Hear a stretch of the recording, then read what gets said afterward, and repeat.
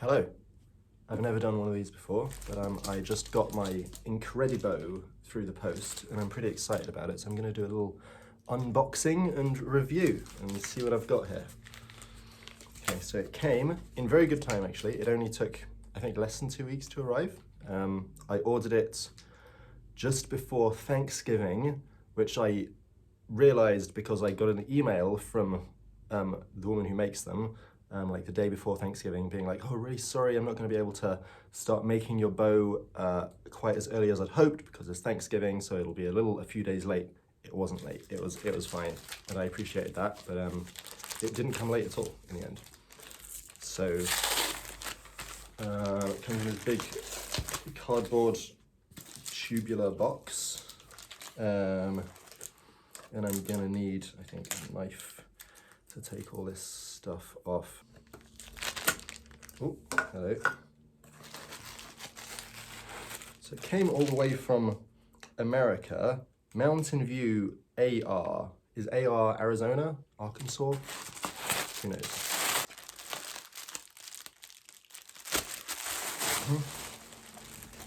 Oh, it comes with a little rose. Oh my God, look at that. There we go. Perfect. And a little black ribbon. Oh. Okay, what do the notes say? It comes unrosined, and I'll rosin it with regular rosin as you would a traditional bow, so I'll get to that in a minute. Oh, in a nice, like, I don't know, this is silk or some kind of really nice looking white, off-white cloth. Oh, look at that. Here we are. How cool is that? It's like rainbow shiny. So it comes pre-tightened, and so apparently one of the things about Incredibow is you don't ever need to tighten it or loosen it or anything like that. It's not horsetail hair, it's some kind of synthetic nylon, something like that. And apparently it's much stronger than traditional horsetail hair.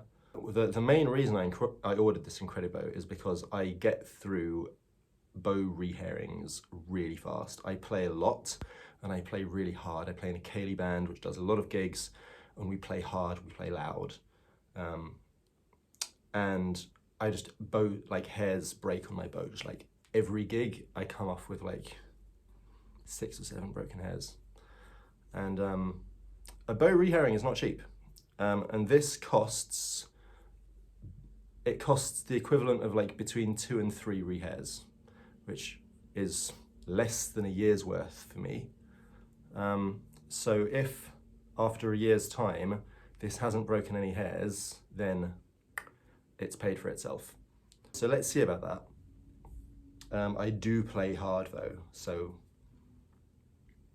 let's see how it goes. Okay.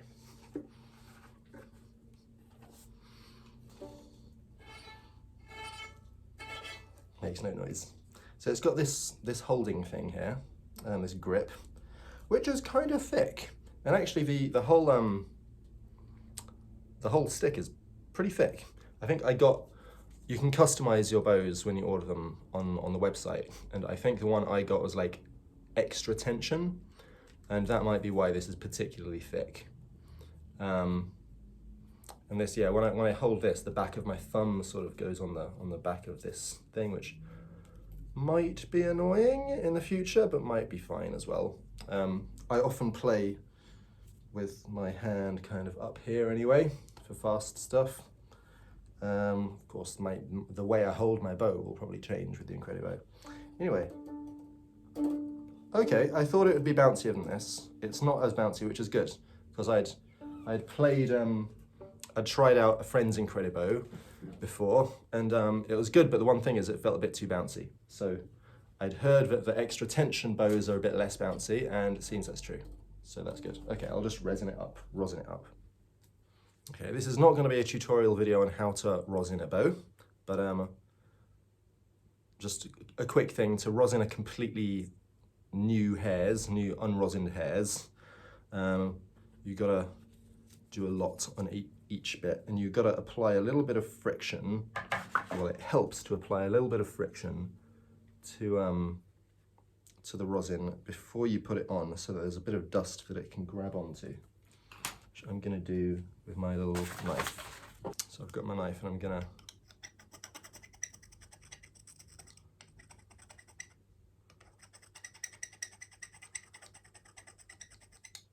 just like scraping it like that, just so there's a bit of dust for the hairs to grip onto, and then once it can grip, it'll create more dust rather than just slide. There we go. Okay, most of this is going to be cut out because it's going to take a while.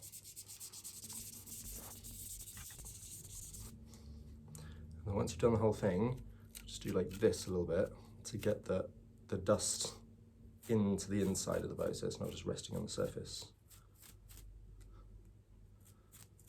At least this is the way I've been taught to do it. I'm sure there are other ways as well that work.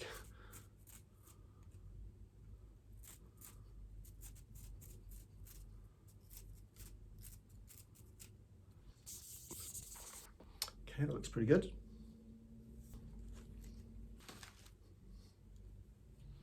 Okay, let's see how it goes.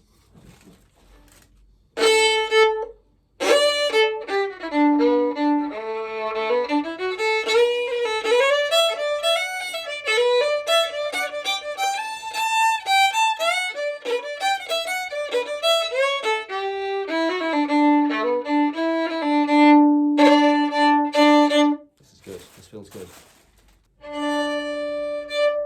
Yeah, if I'm going in hard, it responds well. Let's see about really quiet stuff.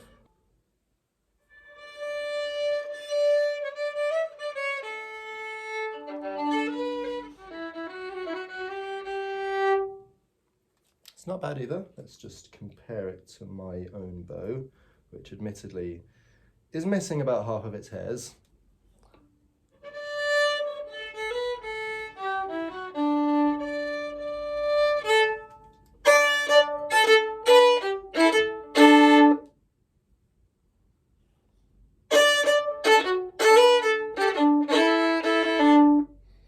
So I feel like it's got more of a fuller sound, but I think that's probably just because this has all its hairs and my bow that I've been using doesn't right now.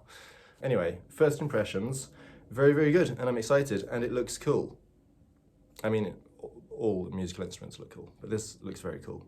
I love the rainbow. Anyway, hello. It's about 3 weeks later now, so I've played this at a few gigs and a few sessions and things, and I've got a couple more things to say about it now. So since recording my initial unboxing and all that, I've watched a few other YouTube reviews of the Incredibow, and they mostly all say the same thing. They're reviews by classical violinists or sometimes cellists, and they say, well, certainly unusual, surprisingly good for its price, but ultimately they don't recommend actually using this for your serious playing. Now, I would not agree with that. My experience with this has been that it is actually much better than a standard bow for what I play. And that leads me to think that the person who makes these Incredibows is a folk fiddle player, because it's actively better than the standard bow that we all grow up learning on for folk fiddle playing, for what I play. I play mostly Irish fiddle, English, klezmer, bit of Scandinavian, and I find it actually works better than a regular bow. For a couple of reasons I'll go into. One that firstly, I haven't had to rosins. I've been playing this a lot, and since I first rosined it on that first video a few minutes ago, I haven't had to since. So it definitely does hold the rosin better than traditional horsehair.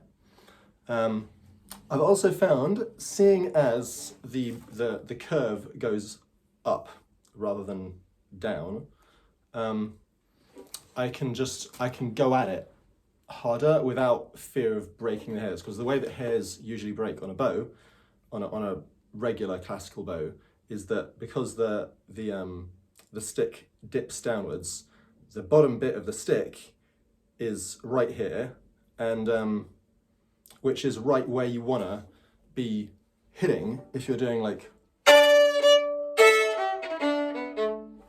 And if you want to give it some welly, the hairs are probably going to hit the stick, and that's how strings break, that's how hairs break.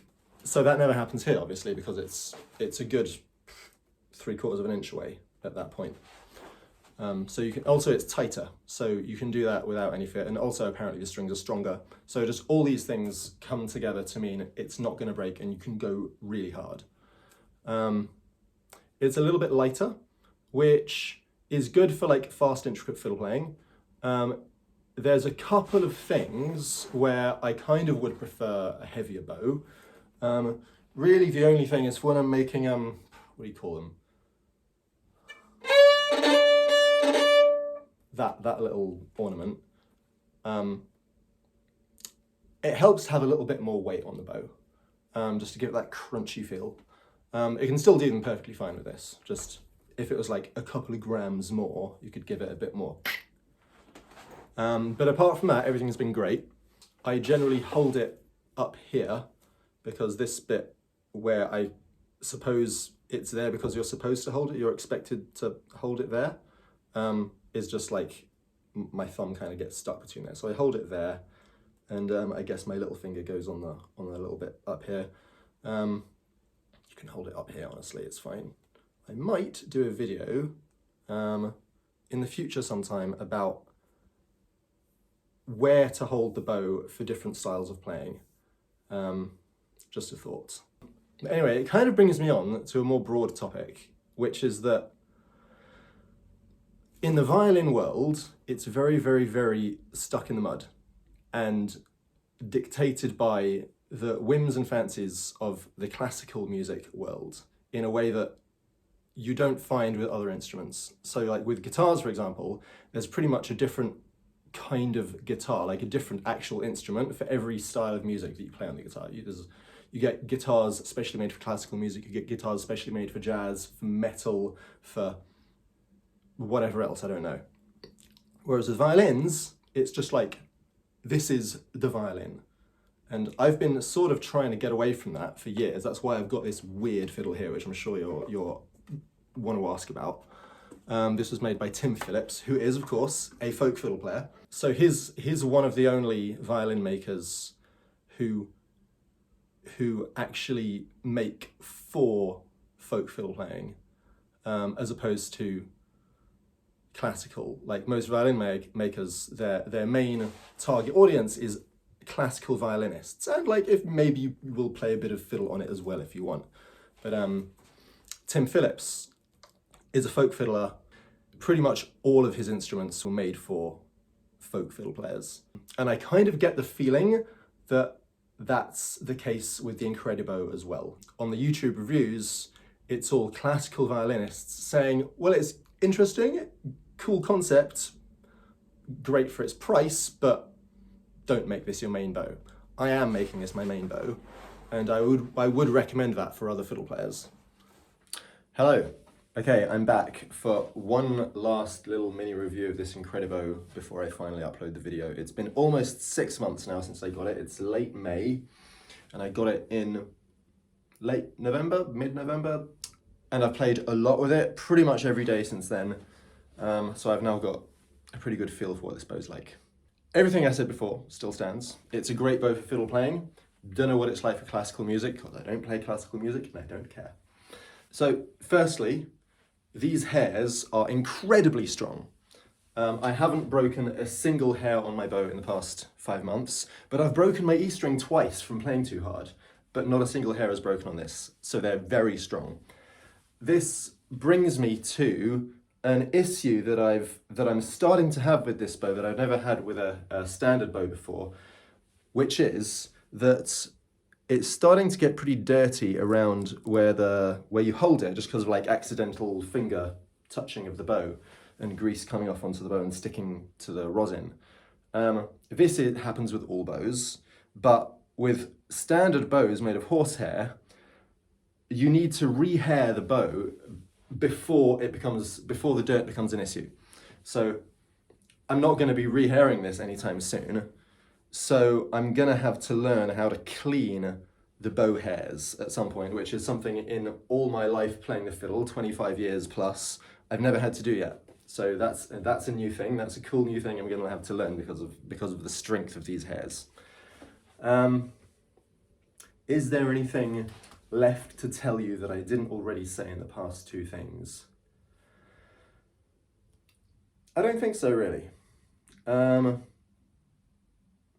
Yeah, I just think it's a good thing that folk musicians can be making our own stuff for folk music, not having to rely on whatever it is that classical musicians like and make, because our music is not their music, and yeah, it's better.